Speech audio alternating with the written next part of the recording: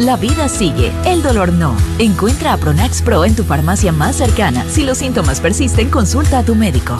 ¿Aún usas protector o bloqueador solar? Evoluciona. Cámbiate a los nuevos fotoprotectores Umbrella, con filtros de última generación. Te protege de todo tipo de radiación, UVB, UVA, luz visible HEV y radiación infrarroja IRA. Mucho más que un protector solar, un fotoprotector. Revísalo en el empaque y protégete completamente. Umbrella, vive tu vida a flor de piel. Megalabs, somos bienestar. Fin de espacio promocional y publicitario. La revista de opinión Democracia, buscando la verdad en todas partes.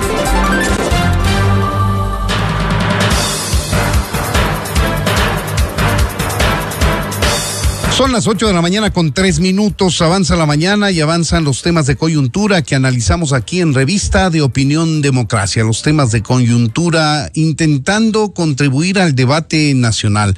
El presidente Daniel Noboa, a través de su decreto 371, que fue emitido el día 25 de agosto, en la parte fundamental, que no necesariamente son los dos artículos que tiene, sino en la disposición transitoria, dice, y me voy a permitir leer, una disposición transitoria única de este decreto ejecutivo: la actualización y o elaboración de los manuales operativos para la aplicación de la ley orgánica que regula el uso legítimo de la fuerza y su reglamento, que detalla el artículo 1 de este decreto, se realizarán en un plazo máximo de 5 días contados a partir de la vigencia del presente instrumento. Los 5 días se cumplen este viernes, 30 de agosto, y allí lo que queremos analizar es qué implica esto, qué significa esto en la práctica, lo que dispone mediante decreto el presidente Daniel Noboa.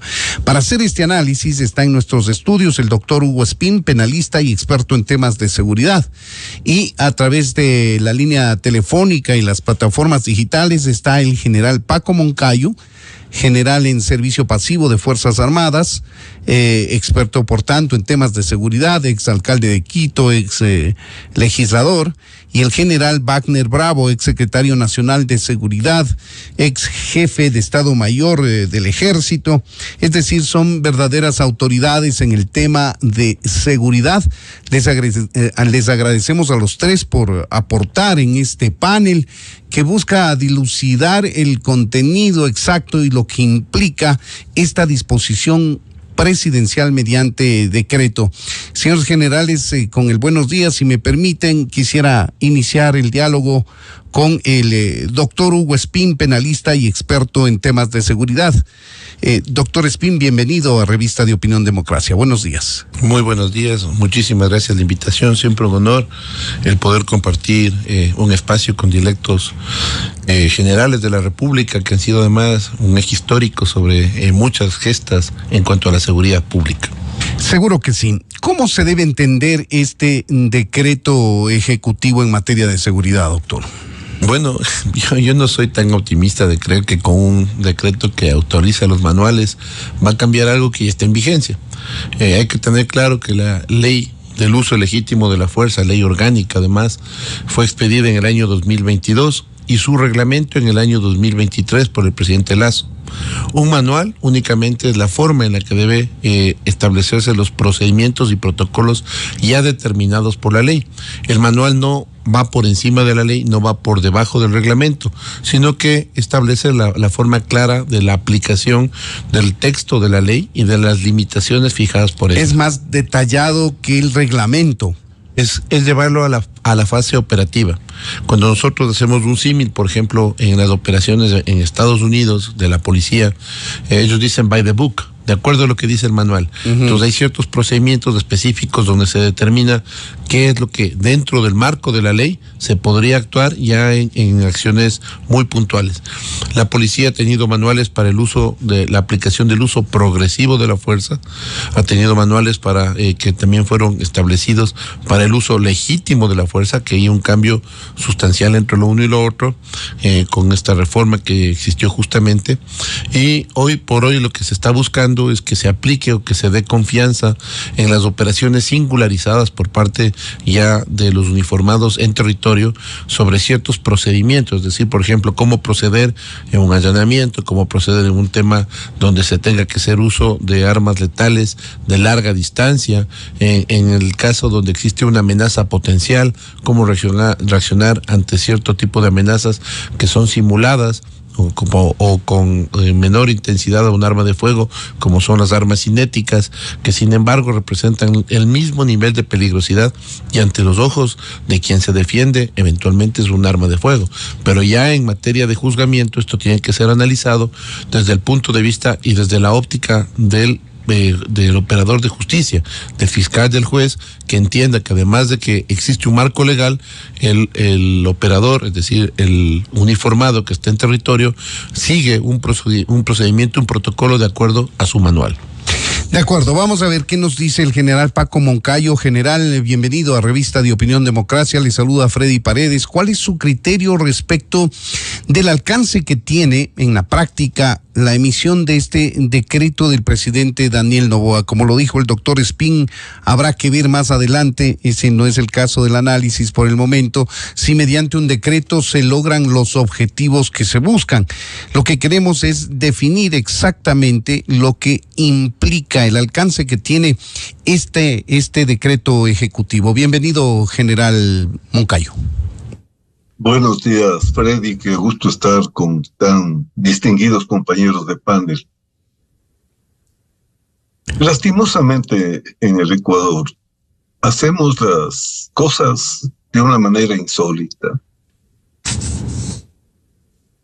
Lastimosamente improvisamos en temas tan delicados como es el tema de la seguridad. Bien, se ha explicado lo que es un manual, ¿no? Pero permítanme que haga una aclaración desde una perspectiva de conducción. La conducción tiene distintos niveles. Entonces, hay el nivel político estratégico, el nivel estratégico, el nivel operativo, el nivel táctico.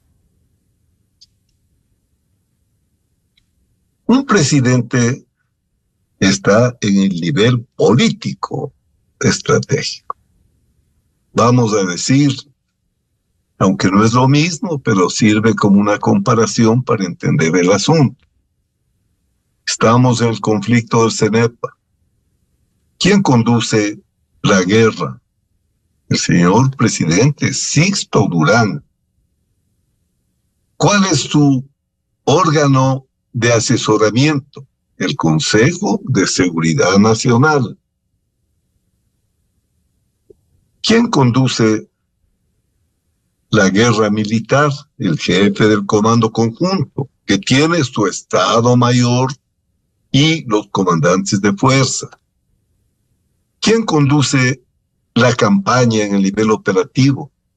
El comandante del Teatro de Operaciones. Eso era yo en 1995. ¿Quién conduce la brigada? ¿Quién conduce el batallón? ¿Quién? Entonces, las decisiones político-estratégicas no pueden expresarse con decreto ejecutivo, ordenar que actualicen los manuales. No, me parece que son además procedimientos operativos normales. O sea, la cosa no va por allí. La cosa no va por allí y yo mismo creo que es un decreto que no aporta sustantivamente para seguir en esta lucha complejísima que el presidente la está liderando con mucho esfuerzo, con mucha dedicación. Sin embargo, vuelvo a decirle, es de rogarles a los que trabajan con el presidente que no le hagan perder el tiempo firmando este tipo de disposiciones obvias que no aportan en nada a lo que ya seguramente está hecho, pues porque si están operando ahorita, casi es como que el presidente salga a decir, estos militares y estos policías no han tenido de los manuales actualizados. En 5 días me actualizan. Imagínese un presidente de la República que tenga que salir a dar órdenes de este tipo. Por último, ordénele al ministro, ordénele a los ministros. No me parece que sea una decisión, ni se deban expresar este tipo de órdenes burocráticas de bajo nivel a través de decretos presidenciales. Claro, absolutamente operativas, y por eso cabe la definición que usted hace del nivel donde opera el presidente de la República, que es el político y estratégico, y ahora con un decreto ejecutivo pretende que se actualicen manuales que son eminentemente operativos y que seguramente están siendo ya abordados por Fuerzas Armadas. Pero quizá lo que se ha vendido a través de los medios de comunicación, general Wagner Bravo, es la posibilidad de, no sé cómo decirlo, de mayor letalidad, una mayor respuesta letal de los miembros de la fuerza pública, léase policías y militares que enfrentan el crimen organizado, sin necesidad de observar de una manera, no sé si estoy bien en el análisis, estricta el escalamiento o la progresión, como lo dice el término, uso progresivo de la fuerza, y poder responder de manera contundente a una amenaza inminente contra la vida del propio miembro de fuerza pública o de un ciudadano que podría estar peligrando por acción de la delincuencia organizada, por ejemplo, en este caso. General Wagner Bravo, buenos días, bienvenido a Revista de Opinión Democracia. No le escuchamos, general, si puede activarle el micrófono, por favor. Buenos días, Freddy. Buenos días, mi general Paco Moncayo, doctor Hugo Espín. Efectivamente, yo creo que, como lo indica mi general, estamos perdiendo el tiempo. Porque hay otras decisiones de nivel político estratégico, inclusive políticas, que se debe tratar en el Consejo de Seguridad Pública del Estado, que es parte fundamental del sistema. Pero si voy a llevarle a los principales poderes del Estado para analizar de que un manual no está funcionando, quiere decir que realmente no tengo qué temas tratar ahí. Pero esto nos lleva a que el Estado, desde el expresidente Lenín Moreno, el presidente Lasso y el actual presidente, están preocupados por la situación y el empleo de Fuerzas Armadas. Y luego de eso, de la Constitución del 2008, que no me gusta mucho, pero es la única que tenemos, el bien jurídico más importante que tenemos que defender es la vida. La vida de cualquier persona, de los 18 millones de ecuatorianos que casi somos, hay que defenderla. Sea delincuente, no sea delincuente, sea terrorista, sea militar, sea una persona civil. Y por lo tanto, recordemos que en esa preocupación, por eso es lo que ratifico las palabras de mi general Moncayo, no es que las Fuerzas Armadas o la policía han estado despreocupados. En esa preocupación del uso legítimo de la fuerza que lo puede hacer el Estado, se sacó un acuerdo ministerial 179 por mi general Jarrín, ex ministro de Defensa Nacional, que nos daba la potestad a los militares, que hoy estamos en complementariedad a la Policía Nacional, de que podríamos actuar al interior del país y cómo hacerlo.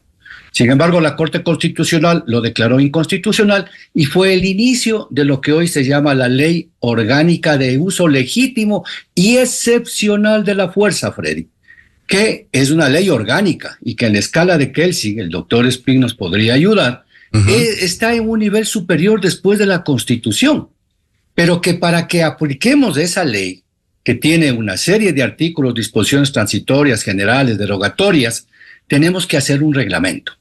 Y el reglamento, hasta que se lo pueda hacer el reglamento, hay cómo aplicar directamente la ley.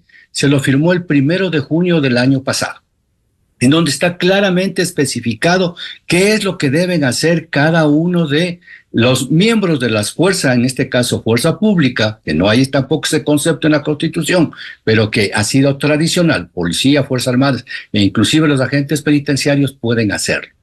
Y ahí es donde se determina cuándo, cómo y por qué.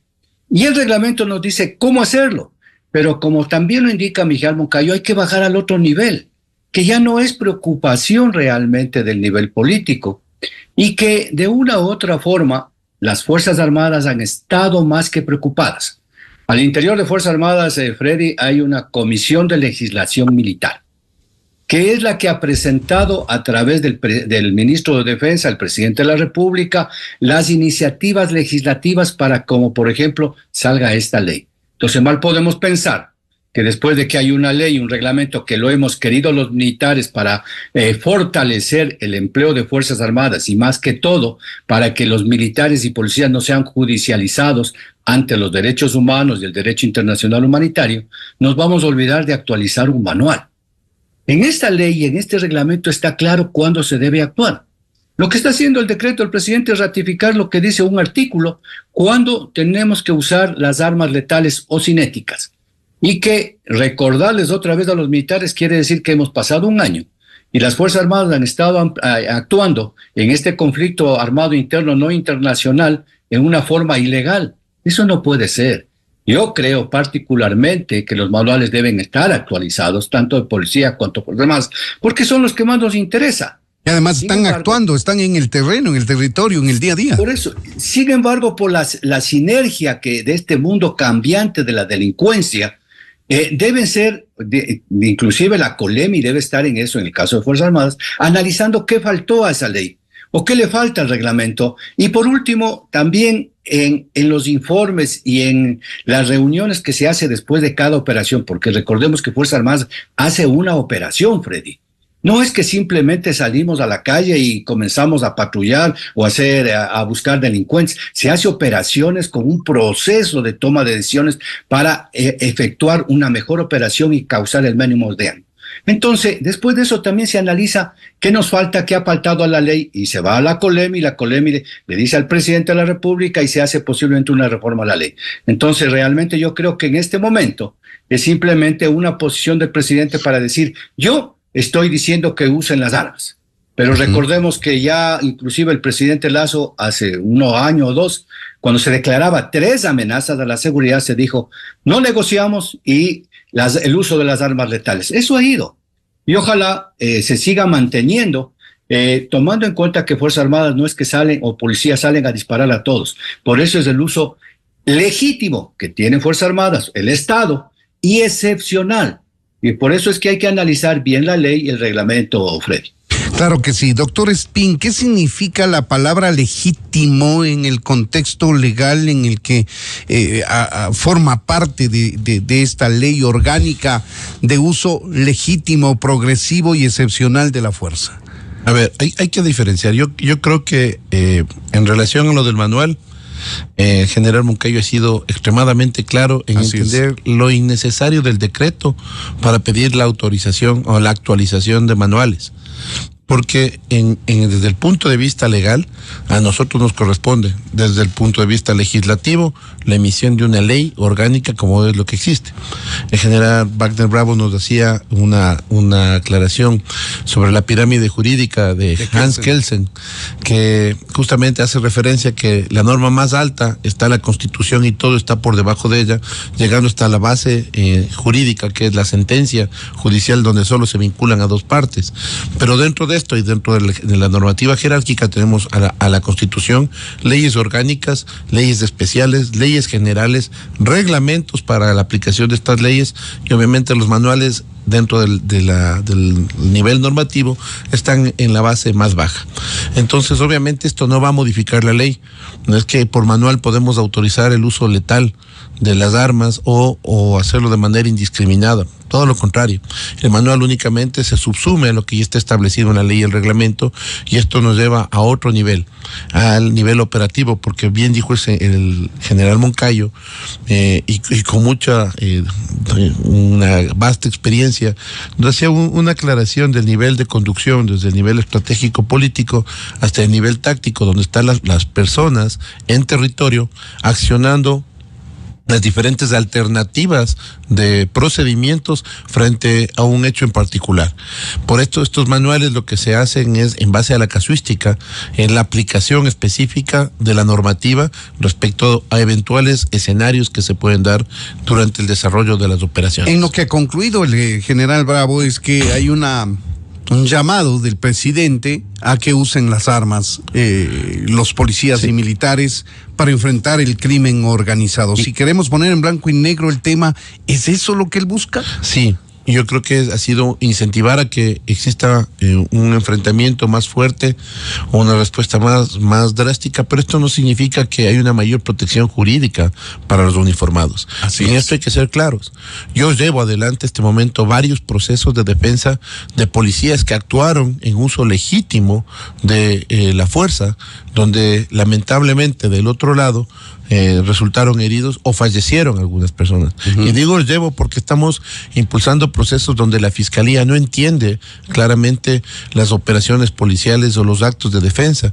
Y desde el caso Santiago Olmedo, donde nosotros tuvimos una actuación directa, solicitábamos que uno de los elementos o de los ejes fundamentales para defender las acciones operativas en territorio es tener jueces y fiscales especializados, no solamente con el sticker del uso legítimo de la fuerza, sino de entender cómo son las operaciones en territorio, entender cuál es la diferencia, por ejemplo, de un despliegue operativo, como bien lo decía el general Wagner Bravo, ¿sí? Un despliegue operativo de fuerzas, en el caso de fuerzas de militares, o de controles policiales regulares que son parte de la cotidianidad. Y esta excepcionalidad eventualmente puede dar como producto, como hemos visto en varios reportajes, respuestas violentas por parte de aquellos que han sido calificados como terroristas o grupos de delincuencia organizada violenta que están operando en el país, contra los cuales se está luchando. Doctor Espín, ¿cómo se define, así brevemente, para pasar ya al análisis, digamos, político, estratégico, militar con el general Moncayo? ¿Cómo se define jurídicamente en este marco de análisis la palabra legítima y progresiva? Porque ahí hay que ponerle atención al tema. Perfecto. Sí, cuando hablamos de progresión, nosotros decimos que se tiene que cumplir de manera secuenciada una línea de pasos, como por ejemplo, la presencia con verbalización, identificación de la autoridad que está ejecutando el acto de control, las órdenes de mando que se dan directamente, alto policía, al piso, suelte las armas, toda la fase de verbalización, el interés de neutralizar la agresión sin el uso del arma, las advertencias previas y eventualmente ante una negativa en esta respuesta, el poder hacer uso legítimo de la defensa propio de terceros y neutralizar la amenaza. Teniendo en cuenta que cuando hablamos de defensa siempre es neutralizar la amenaza, no al delincuente. No se neutraliza a la persona, se neutraliza la agresión. Por eso esta diferencia es muy importante. Y cuando hablamos del uso legítimo de la fuerza, nosotros podemos saltar varios de estos procedimientos que estaban establecidos como progresivos y pasar de la presencia policial al uso del arma de fuego de manera Claro, letal. porque en la casuística un policía puede ver a un vehículo sospechoso, le pide que frene el auto frena, se baja el policía con la intención de verbalizar, que es la primera parte de la progresión, y sale un delincuente y le dispara. ¿Cómo llega al resto de puntos sin escalar de una respuesta al fuego que recibe? La respuesta puede darse inmediatamente, pero veamos qué es lo que ha pasado en territorio. Para algunos fiscales cuenta el número de disparos, por ejemplo, cuando en realidad eso no es un elemento que tiene que ser considerado per se. Hay que entender que el número de disparos está en función de la amenaza y del mantenimiento de esta amenaza. A veces impactando a una persona 1 o 2 disparos, esta persona mantiene la actitud de fuego porque tiene un arma en sus manos y es por esto que está siendo neutralizado, y se pueden efectuar todos los disparos que sean necesarios para neutralizar la amenaza, no al delincuente. Por eso insistía, esta diferencia es sumamente importante. Cuando nosotros neutralizamos la amenaza, todo lo que va por encima es exceso de legítima defensa. De acuerdo. Y esto está penalizado, esto es punible. Entonces hay que entender, y para esto son los manuales, para determinar procedimientos específicos, donde por ejemplo, cómo empleo tiradores expertos, snipers o francotiradores en el argot popular, ¿sí?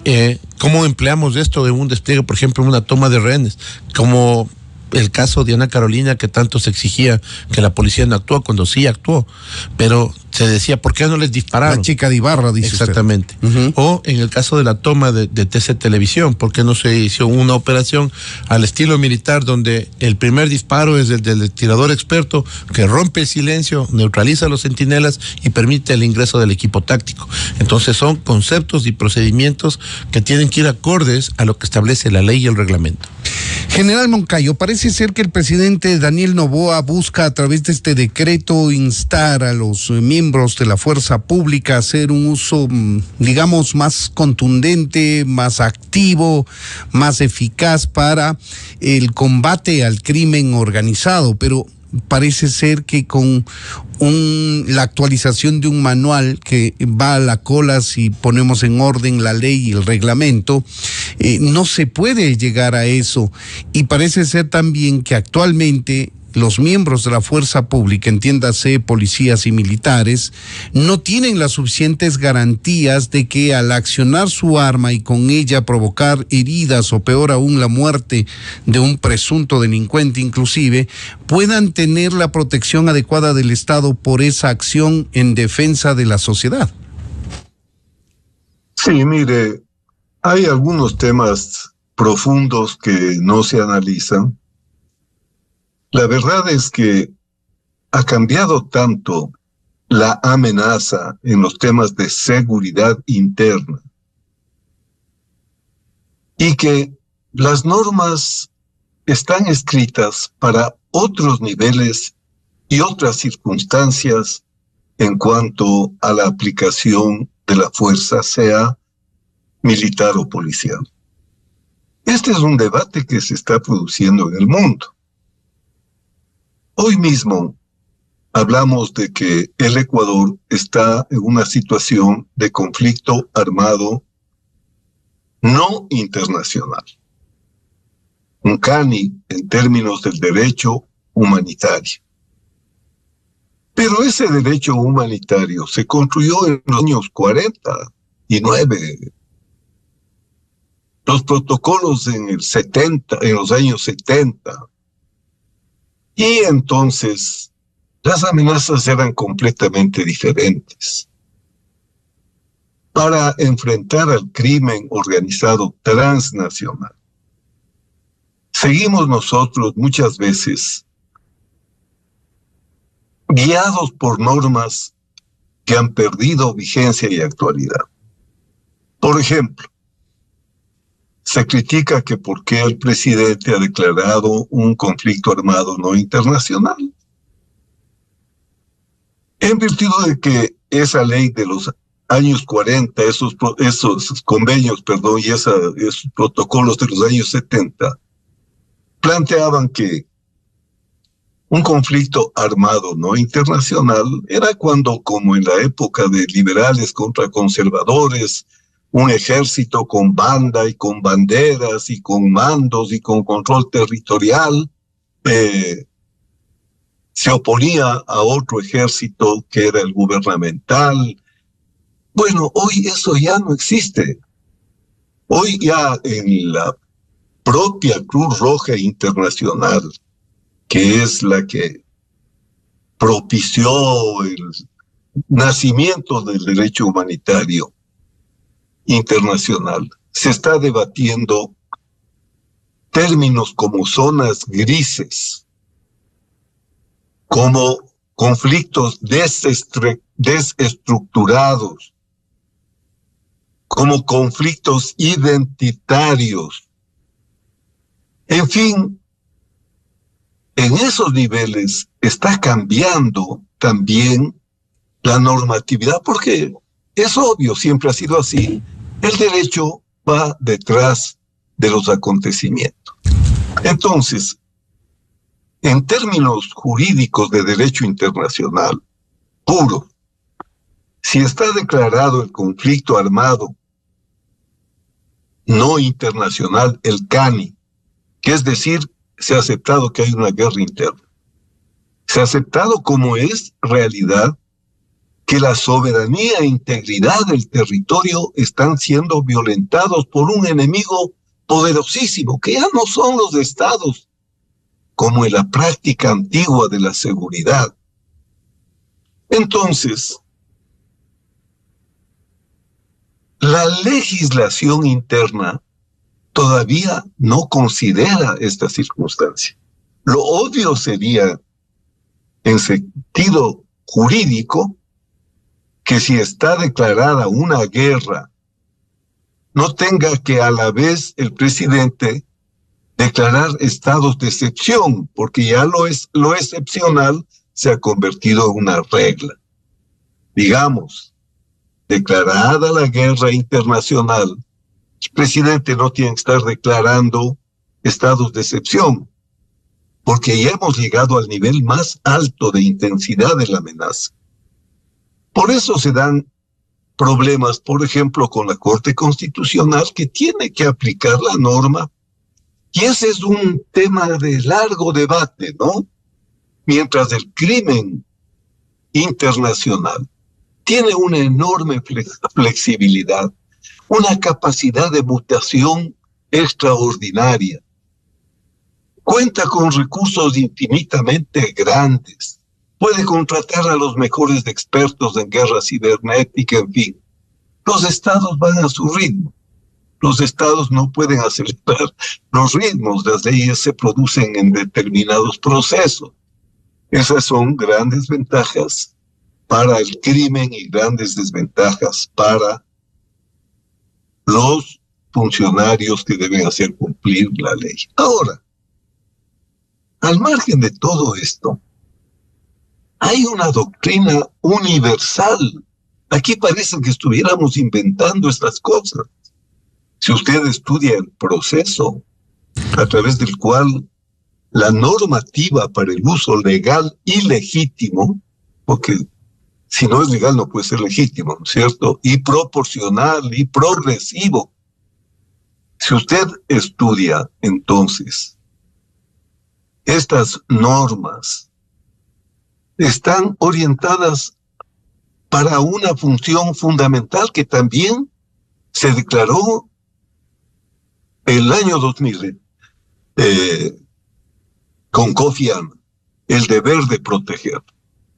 ¿Por qué? Porque estaban pasando cosas en Ruanda, estaban pasando cosas en Darfur, en fin. Entonces el Estado de pronto emplea la fuerza en contra de la gente en lugar de cumplir el deber de protegerla. Entonces, es en las Naciones Unidas mismas que nace esta idea. Los funcionarios que deben hacer cumplir la ley juegan un papel importantísimo, dice la norma que nace hace 50 y más años, pero tienen que hacerlo siguiendo unos procedimientos, porque las arbitrariedades y abusos de los funcionarios son realmente reprochables. Hemos visto, pues, ahora es más fácil porque con el teléfono se filma el abuso que hacen determinados policías, en fin, y lo hemos visto en los Estados Unidos, en contra de gente indefensa. Eso es lo que quiere, esos son los bienes jurídicos a proteger.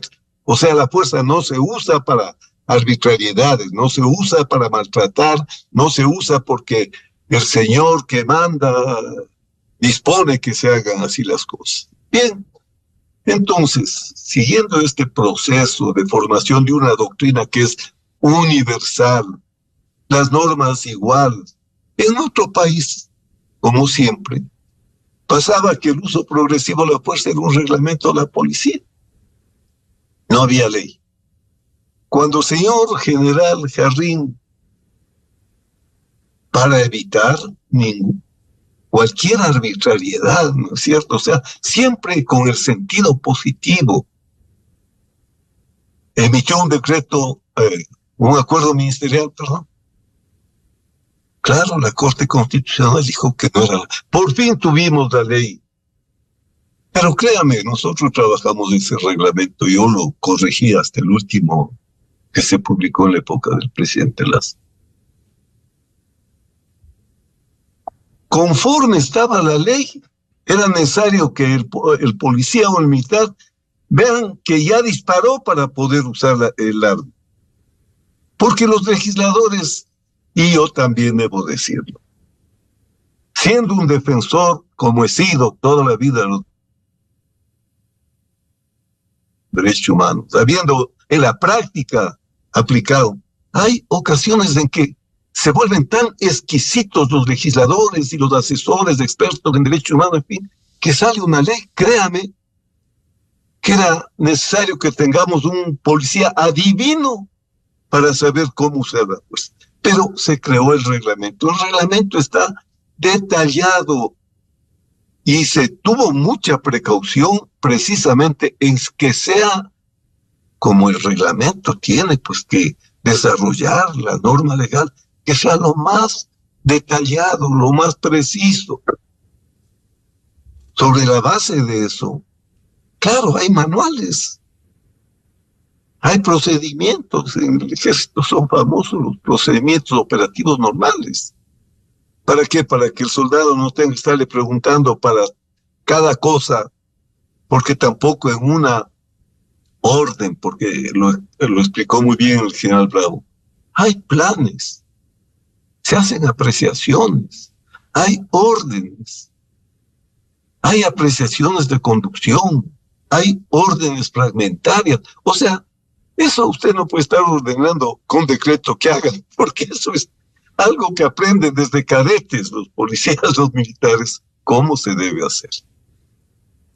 Ahora, y gracias, general Moncayo. General Wagner Bravo, ¿cómo responder con mayor contundencia por parte de los miembros de la fuerza pública a los delincuentes del crimen organizado, que es en última instancia, y poniendo de una manera muy reductivista y muy en blanco y negro, lo que estaría apuntando el presidente de la República, más allá de las críticas y observaciones que ya han hecho en este panel respecto que no se puede aludir a algo que es obvio y seguramente Fuerzas Armadas ya ha actualizado, y a tratar de cambiar algo con la modificación vía decreto a un manual, ni siquiera a un reglamento, y peor a una ley, porque no puede hacerlo sino a través de la legislatura? ¿Cómo hacer más eficaz ese combate, general Bravo? Freddy, lo que hay que entender es que estamos frente a una amenaza. Y una amenaza no es el delincuente común que está queriendo robarme la casa y me forza la puerta o el vehículo. Cuando se declararon 3 amenazas al Estado, el narcotráfico, y que de paso tiene mucho nexo con el terrorismo, la minería ilegal, igual terrorismo, grupos organizados, crimen organizado, y los actos terroristas, estamos hablando de que esas supuestas fuerzas u organizaciones que, como siempre se ha dicho, son supranacionales, no van a dejar, por más que pongamos cualquier sistema, cualquier ley, cualquier reglamento, de llevar su trabajo. Yo siempre pongo el ejemplo que si yo salgo todos los días a trabajar, a ganarme el sustento para satisfacer mis necesidades básicas de salud, de educación, de alimentación, ellos también lo han visto de esa forma de sobrevivir. Entonces nosotros estamos aplicando la fuerza para evitar que eso suceda. Entonces ellos están cambiando de estrategia. Y no los nuestros, porque los nuestros criollos, como bien lo dijo Miguel Moncayo, posiblemente hasta no piensan. Pero sí las grandes estructuras internacionales que tienen que proveer, en el caso de la droga o de armas o de oro, a otros requirientes, y aquí hay unos productores que nos cercan. Pero de todas maneras, esa amenaza tiene que ser contrarrestada. En algún momento yo creo que la ley de uso legítimo de la fuerza mezcló 2 cosas, que son la protesta social y el enfrentamiento a esto del crimen organizado. Pero puntualicemos en cuanto al crimen organizado. Desde la Constitución, que es muy garantista, que tiene muchos derechos, el Ecuador también es signatario de una serie de tratados internacionales que, como se ha dicho, preservan la vida y no la violación de los derechos humanos. Y siempre hemos estado en eso. Es por eso que en la Constitución, inclusive 158, se puso que Fuerzas Armadas tienen que ser formadas en derechos humanos y en observancia de eso. Hoy el presidente en los decretos del CANI pone que se debe observar el derecho internacional humanitario. Desde luego, eso lo hemos observado. No podemos pensar, como se pensó en la década del 80, de que tenemos señores generales que son crímenes de lesa humanidad. Siempre Fuerzas Armadas ha estado al servicio de la sociedad para buscar el bien de la sociedad y la progresión de la sociedad. Pero todos estos eventos les llevan ¿a qué? A que tengamos que tener una norma legal que proteja no solamente la vida, también proteja, como digo, a todas las personas, pero también proteja a aquella persona que de una u otra manera está siendo judicializada. El doctor Hugo Espín nos ha dicho de muchos policías que se quieren judicializar. Todo hecho delictivo, todo delito debe ser judicializado y pesquisable. Pero una cosa es poder realmente pesquisar y judicializar cuando se ha violado la norma o la ley. Otra cosa es que muchas formas no se entiendan cómo actúan. El año pasado, hablando con el doctor Iván Saquicela, cuando él era secretario, que tú bien lo has dicho, Freddy, tuvimos una reunión y ahí estuvo mi general Moncayo. Cuando le decíamos, a ver, si las salas especializadas de lo policial y militar tienen que funcionar por constitución, ¿por qué no se las ha puesto? Hace un mes, si no estoy mal, o un mes y medio, se firmó entre el ministro de Defensa y la Judicatura para crear las salas, después de que la Constitución ya va como 16 años en funcionamiento. ¿Por qué no se lo hace? Si es parte del sistema. El sistema de seguridad pública del Estado tiene la Constitución, las normas, las leyes orgánicas, los elementos, los actores, etcétera, etcétera, pero hay que constituir ese sistema. Y ahí le decía yo al doctor Saquicela, ¿por qué no hacemos una reunión? Porque los jueces multicompetentes que están a nivel cantonal de juzgados son multicompetentes. Por eso es que a veces sale un habeas corpus de un juez de la niñez y adolescencia, porque no todos conocemos hoy en una era de especialización todo. Y le decíamos, ¿por qué no se reúnen? No, yo ya estaba fuera, estaba de otra función. Fuerzas Armadas y los jueces para que los militares les puedan explicar con respeto a los señores jueces cómo es lo que hacemos la planificación y cómo operamos. Y de igual manera, los jueces les digan a los militares cómo es lo que ellos actúan y cómo es lo que ellos hace la fiscalía su trabajo y cómo se judicializa después. Para ir teniendo coordinación entre todos y poder llegar a lo que queremos. Que no se viole la ley, pero que también no tengan militares y policías el miedo de que mañana, como lo ha dicho el doctor Espín, van a ser judicializados y no tenemos nada. Pero los militares hoy tienen en el Código Orgánico Integral Penal también, Freddy, el artículo 30.1, que habla de la antijuridicidad, que quiere decir que aquellas fuerzas del orden, militares, policías y agentes penitenciarios, en el uso de sus armas letales de ser necesario, pero que bajo una organización y una autoridad legal competente hay un delito, o en este caso una muerte, ellos no pueden ser rápidamente detenidos, sino que habrá la investigación que se le debe hacer para determinar si hubo o no uso excesivo de la fuerza. Inclusive en la misma ley y en el reglamento del uso legítimo de la fuerza, se ha hablado de que debe haber inclusive centros de detención excepcionales para que en el supuesto caso haya la gran duda de que se ha cometido un excesivo de la fuerza, los militares y policías no vayan al mismo sistema penitenciario. Hasta el día de hoy, que el año pasado, recordemos, creo que fue en junio, ya se puso otra vez en el análisis público que eso debería existir, hasta el día de hoy no hay esos centros. Entonces siempre le queda la duda a los militares que si mañana haciendo el uso legítimo, y como vuelvo a repetir, es excepcional, porque no es que salen a disparar, porque salen a disparar. ¿Qué pasó recién allá en Manabí? ¿Cierto? ¿Y qué ha pasado también en Esmeraldas? Cuando a mí me reciben a disparos, y eso es lo que lo pone el presidente en esta actualización de manuales, me están atentando a mi vida. Yo no puedo estar hablando de un uso progresivo de la fuerza. Si me están actuando con arma letal, entonces yo tengo que hacer el uso de la arma letal. Porque es 1 segundo, 2 segundos los que dependen la vida mía o de terceros, porque es solamente la defensa propia del servidor público o de terceros el que puede estar. Pasó en Mascarilla, pasó en Ibarra.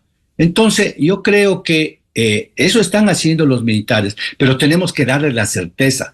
Y ahí, como lo que yo decía hace un rato, yo creo que el presidente está diciendo a los señores militares, utilicen las armas. Pero también tendría que venir lo que se dijo el año pasado con el expresidente Lasso.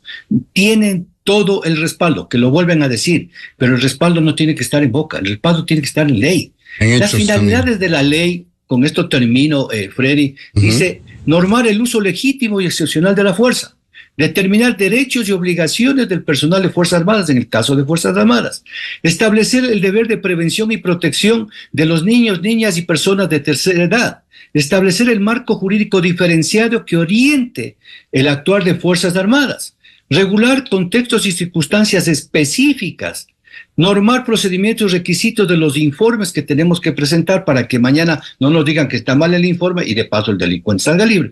Y lo más importante aquí, Freddy, dice, establecer el marco de regulación para capacitación, entrenamiento y evaluación de los servidores y servidoras que van a usar las armas. La pregunta es, ¿les hemos dado el recurso para capacitarse 80 horas, dice el reglamento? Les hemos dado el equipo indispensable para que se puedan proteger, inclusive pensando y soñando en otro mundo. Deberían tener cámaras para que el señor fiscal y el juez no estén en la duda de que si actuó o no, si no actuó bien, como lo decía mi general, los celulares. Pero ahora tienen cámaras. La ley y el reglamento creo que apoyan el trabajo de Fuerzas Armadas y Policía, y yo creo que pues está por demás. Además de que en 5 días van a hacer al apuro si quieren cumplir una orden. Yo creo que está todo actualizado porque las Fuerzas Armadas, desde mi punto de vista, son responsables, Fred. De acuerdo, me quedan un par de minutos, señores generales, doctor Espín, para cerrar con un mensaje final, con una meditación, una idea final, este tema que busca el presidente que a través de este decreto de actualización del manual busca una mayor eficacia en el combate al crimen organizado, le insta a un uso más eficiente de las armas a los miembros de la fuerza pública. Si no es a través de este decreto que obliga a actualizar el manual, ¿cuál es el camino que se debe seguir para hacer eficaz esta lucha contra el crimen organizado, doctor Espín? Bueno, primero hay que tener en claro varios puntos que han sido tratados que son muy importantes. Toda acción donde existe una persona herida o muerta va a estar judicializada. No existe excepcionalidad para ello. Es decir, cada vez que sean civiles o sean uniformados. Sí, cada vez que un policía o un militar hiera o mate a otra persona, eso va a terminar en un juicio penal, que va a terminar sea por un dictamen abstentivo de fiscalía y por lo tanto un sobreseimiento, o sea por una sentencia después de haber pasado por todo el proceso y que sea un tribunal penal especializado el que emite esta sentencia. Esto no va a cambiar porque esto está en la ley, esto es el Código Orgánico Integral Penal. ¿Así es en todo el mundo, doctor? Así es en todo el mundo, porque esta excepcionalidad únicamente cambia durante los tiempos de guerra, que donde existen tribunales de especiales. Pero aquí estamos en guerra. Sí, pero no hay una modificación de la regulación interna en este momento. El segundo elemento que creo que es sumamente importante es entender que la capacitación, de acuerdo a la ley orgánica del uso legítimo de la fuerza, obliga a que los servidores policiales y militares se certifiquen en el uso de fuerza letal. Esto significa que tiene que haber los procesos de capacitación para el uso de las diferentes armas que se pueden emplear en la lucha, en esta guerra interna o en esta lucha contra el terrorismo, sea en una forma regular o en una forma excepcional. Yo creo que el general Moncayo también dijo algo que es sumamente importante. La declaratoria del estado de conflicto armado interno que se lo hizo en enero del 2024 no determinaría la necesidad de generar estados de excepción permanentes y en diferentes lugares del territorio nacional, porque algo que explicaba el comandante general de la policía recientemente nombrado, el general Víctor Zárate, fue precisamente el tema del desplazamiento del delito y del efecto globo. Se presiona en una provincia y se revienta por otro lado. Así es. Entonces se necesitan acciones conjuntas. Y aquí viene un tema de fondo. ¿Cómo hacer que esto sea realmente efectivo? Es teniendo un plan de operaciones nacional efectivo. Cuando nosotros hemos reclamado cuál es el plan Fénix, no es simplemente por antagonizar con el presidente, sino porque es necesario que la ciudadanía en general comprendamos que hay un plan integral que implica algo. Mientras se mantenga en una carpeta secreta que solo conoce la señora ministra y el presidente, esto realmente es lo que se genera en el día a día. Cuando se manda un decreto ejecutivo para disponer que se actualicen manuales, cuando eso debería ser una orden directa desde el mando político, es decir, un pedido del presidente a sus ministros y la verificación de forma inmediata. ¿No es normal que se lo reserve el gobierno por el tema estratégico precisamente? Porque si nos enteramos, los ecuatorianos también se enteran los miembros de los grupos delincuenciales. No, porque justamente aquí volvemos a esta diferenciación clara que hizo el general Moncayo de lo que es una política pública de seguridad o el mando estratégico político, donde se determina qué es lo que se espera de cada una de las fuerzas. Cuando se establece cuáles son las acciones operativas en el macro de las disposiciones a nivel de comandos de fuerza, de región o de zonas o subzonas, y cuando se llega al nivel táctico, que esta es la parte ya reservada, donde nosotros no tenemos como ciudadanos por qué saber o entender qué es lo que se está haciendo ya en la parte de territorio operativa, donde ya esas acciones son internas, donde son reservadas, inclusive existe el principio de compartimentación de la información respecto de los propios uniformados, es decir, quienes salen en servicio preventivo, en el caso de policía, no tienen por qué conocer lo que hacen las unidades de inteligencia o las unidades tácticas que van a salir. Entonces, son niveles, pero para esto hay que entender bien cuál es la función de la seguridad pública. Y yo creo que para concluir, es sumamente importante entender que no puede haber ni decreto ejecutivo, ni orden presidencial, ni disposiciones ministeriales, ni siquiera resoluciones que se puedan emitir que estén por encima de la ley. Hay un principio que se repite mucho: nobody's above the law, nadie está por encima de la ley. Y cuando nosotros entendemos esto, cualquier disposición que vaya por encima de la ley será mañana punible, se podrá ir porque es una disposición ilegal. Por eso hay que entender que estos manuales de aplicación de la ley y el reglamento únicamente nos encauzan para que los policías y los militares tengan un respaldo respecto de su actuación en territorio, y que finalmente puedan decirle a un juez o a un fiscal: yo actué de esta manera porque esto me dice el manual, porque con esto fui entrenado y yo apliqué los conocimientos que me dio el Estado, con los medios que me dio el Estado, que son las armas de dotación, para proteger la vida de un tercero, que es el ciudadano, o la propia ante una agresión potencialmente letal. Clarísimo. Vamos con usted, doctor, general Moncayo, también doctor, con su expresión final, con su mensaje, con su análisis, si usted quiere, respecto de esta problemática, general Moncayo. Lo que yo he podido observar y que me parece que es sumamente peligroso es el que hayamos puesto el tema de la seguridad como un elemento de la política partidista y de la competencia electoral.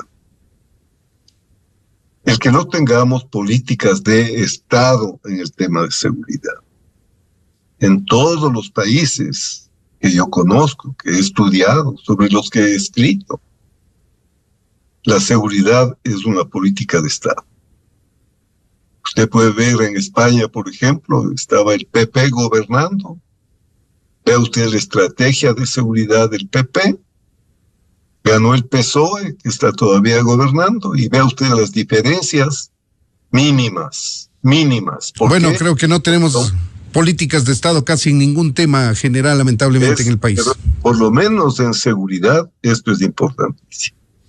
Por otro lado, también, creo que hoy que tenemos 17 candidatos a la presidencia, en un sistema político que lo han destruido intencionalmente, ¿no? En un país que tiene 280 y más movimientos y partidos, cosa insólita en la democracia en el mundo. Hay que pedirles a todos que tengamos por lo menos un acuerdo nacional en el tema de la seguridad, que no le mintamos a la gente, que no hagamos ofertas que no las vamos a cumplir, porque el pueblo no es tonto. Nos han llevado a la situación que hoy estamos y no pagan esas culpas y más bien siguen defendiéndose y siguen siendo parte del poder y una parte importante del poder. Usan la asamblea, las funciones en su beneficio.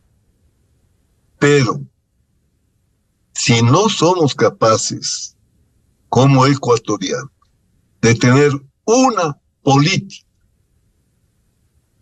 de tener planes, programas estables, si vamos a hacer lo que hasta ahora se ha hecho, populismo de seguridad, por ejemplo, graduar 8,000 policías con 5 meses de entrenamiento, sacarlos a las calles sin tener la pistola, sin tener el chaleco, eso se llama populismo en seguridad, es un crimen. Y no les echemos la culpa a los políticos, porque también son las instituciones las que tienen que ser responsables cuando presentan demandas o asesoramientos que más muchas veces están orientados a una visión institucional que a una visión nacional. A mí me parece que estos temas tienen que ser serios. Tenemos planes, tenemos misiones, todos sabemos que en estrategia hay tres cosas: la misión, los modos y los medios. Usted no puede tener la mejor estrategia del mundo, ¿no es cierto? Puede estar bien definida la misión, los modos, después el cómo lo vamos a hacer. Y si no hay los medios. Por eso es que toda planificación en todos los niveles va acompañada de también planes para que existan esos medios. Esos planes son fundamentales y cuesta. También en eso hay que establecer prioridades, porque el país está quebrado, así nos han dejado el país. Y se ponen bravísimos que por qué el préstamo al Fondo Monetario Internacional, que debe ser ilegal. Quebraron al país y este presidente, en el tiempo que tiene, debería tenernos ya en la prosperidad, pues no tiene que hacer créditos. Entonces, la seguridad también cuesta. De acuerdo, general Moncayo.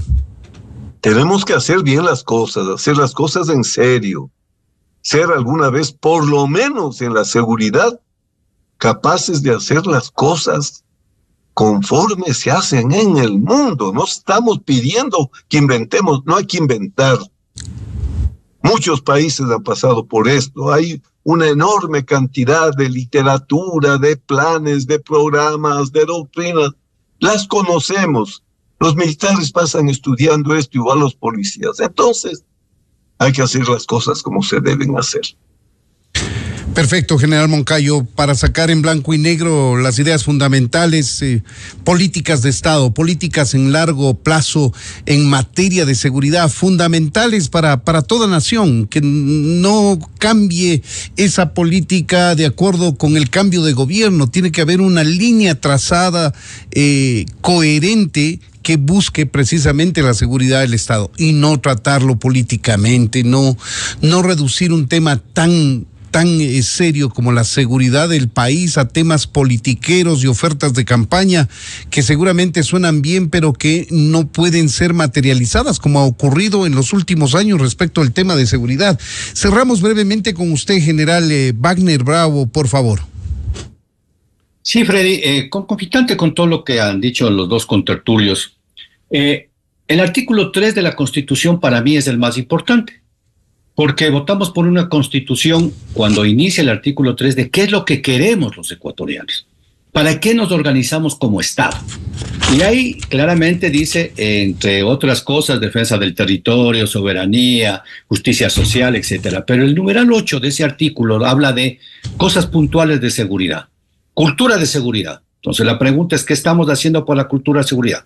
Seguridad integral. ¿Qué estamos haciendo del concepto de seguridad integral? Concomitante con el artículo 393 de la Constitución, que nos permita vivir en democracia, porque está en peligro con todo lo que nos está pasando la democracia. Lo acaba de decir mi general en la parte política. El dispersar al ambiente político, ese poder político que tenían los ecuatorianos con 4 o 5 partidos, ya no existe. Y por último, libre de corrupción.